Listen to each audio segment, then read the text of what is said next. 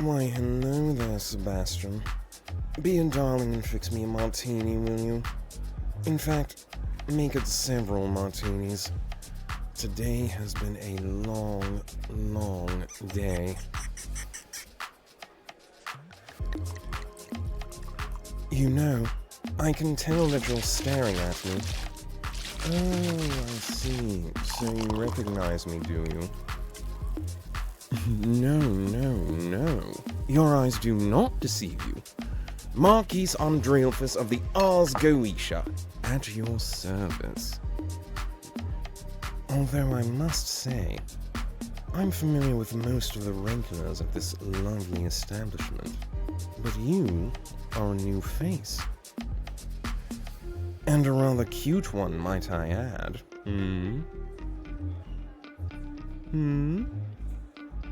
Oh, you have a question for me, do you? Well then, darling, by all means. You don't have to be shy with me. Oh, yes, well, I suppose word has gotten out by now, hasn't it? Yes, the rumors are true. My darling sister Stella is indeed getting a divorce from Prince Stolas. Pfeh, Prince. That title almost sounds like a sick joke by now. I mean, the man is a disgrace. He's openly shaming the Goetian name. Not to mention he has no sense of style or decorum. What do you mean, what do I mean? You've seen the way he dresses. There's absolutely no sparkle, no flair, no style. And really, have you even seen his mansion compared to mine? With those hideous plants and that ghastly color scheme. My mansion is artistic, darling, representing the very purity of winter itself. And you ought to see some of my ice sculptures. And the idiot is so ungrateful that he cheats on my darling sister and refuses to compensate her for it. Believe you me, the process is a bloody nightmare.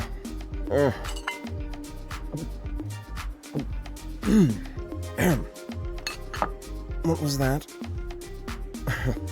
You want to know how she's handling it? Well, let me tell you, these past several weeks, I swear, have been absolutely nothing. Nothing but, I hate that bastard Stolis! or, I can't believe how ungrateful Octavia is! and cue the sound of breaking glass and the servants diving for cover and blah blah blah blah. I don't know about you, but I prefer to keep my servants in one piece, thank you very much. Oh, what the hell kind of question is that? Of course she has friends that she could be venting to, but it's never enough for that woman.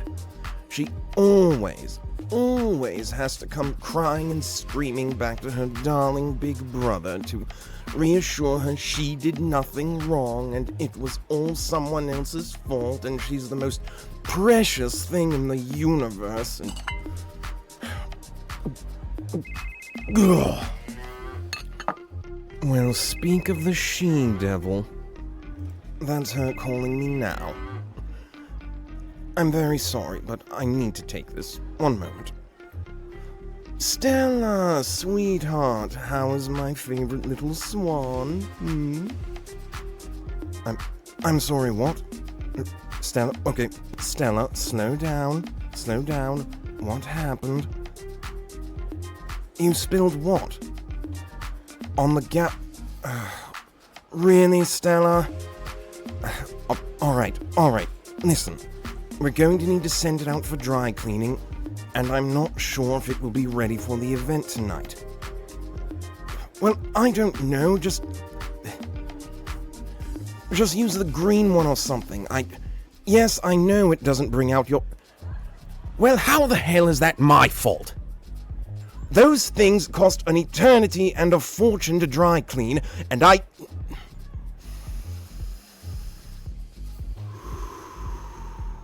Stella, sweetheart. Yes, Stella, I know. I didn't mean to shout, Stella. Listen. Listen to your big brother, Stella. Listen to Andre. I want you to have yourself a nice hot bath, enjoy some chocolate-covered cherries, and I'll be by to talk once you're in a better mood. Can you do that for me, my darling little vixen? Alright, lovely. Now, just be a dear and put Standish on the phone so that we can make some arrangements. Alright. Thank you, Stella. I love you. Alright, Standish, just give it to me straight. What did she break? Yes. Ming vase. Figures. Kitchen window. Really? Well, whatever. Still fixable.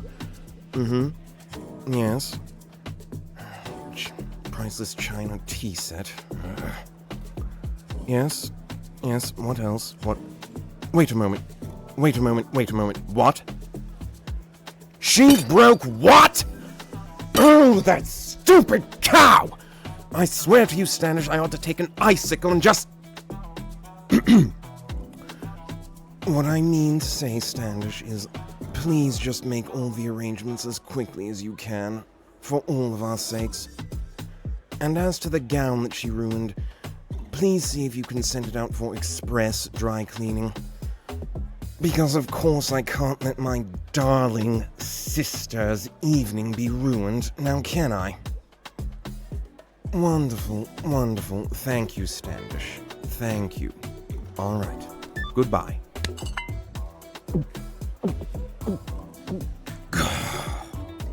I'm going to develop a stroke if this keeps up. Oh, no. Trust me, darling, you do not want to know what all of that was about. Believe me. What was that? You'll buy me another martini if I tell you? And why should my family life be of such interest to you, dear? There are many who would find that rather suspicious. But then again, suspicious folk are rather interesting. And I can't say no to such a cute little face. Well then, if you must know, that was my darling sister Stella. And apparently, she spilled wine all over a gown that she was going to wear to a certain event tonight. A gown that I own, mind you. It is an extremely expensive, extremely top-of-the-line piece of clothing, and I don't have a backup for it. So, of course, she is pitching an absolute fit and destroying my property. Including, apparently, one of my prized incubus ice sculptures, which I had handcrafted by Lord Osmodius himself. What was that? No. This is nothing new, darling, believe me. Would you believe that even when we were children, she was an absolute menace of a child. I kid you not. We had to keep her on a leash so very often just so she would not bite the other children. But you know, I always found it so odd. She would bite the other children. She would bite any of the other servants. And she would even... Get this, she would even bite mother and father. Can you believe that? And yet for some strange reason, she would never bite me. And so mother and father often made it my job to hold the leash. Learn to take care of your sister, they said. Learn to steer Stella in the right direction, they said. Well, believe you me, my dear, I did precisely that. I learned how to calm her tempers. I steered her away from making the wrong types of enemies. I ensured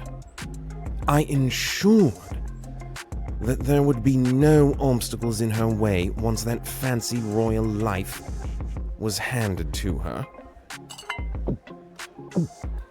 And do you think that she showed even an inkling of appreciation to me for it? Well, of course she did not. She decided to get all high and mighty, the great Mrs. Stolas Goetia, with all of her extravagant parties and fine dining and opulent works of art, just practically rubbing our noses in it. And just look at where she is now, If I cannot win this legal battle and fix her mess yet again, all of that wealth, all of that power, all of that fame, it could all be stripped away from her just like that. And you know, if that happens, she's going to find some way to blame me for it. Newsflash, my darling vixen, everything that is given to you can also be taken away.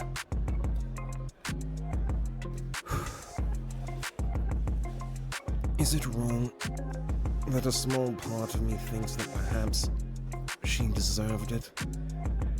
Does that make me a horrible brother?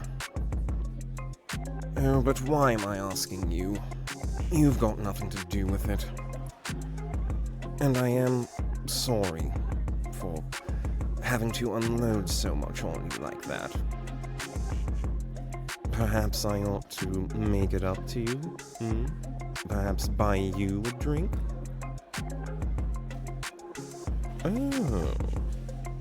Shots for both of us. On you. My little snowflake. If you're trying to take advantage of me, just say so.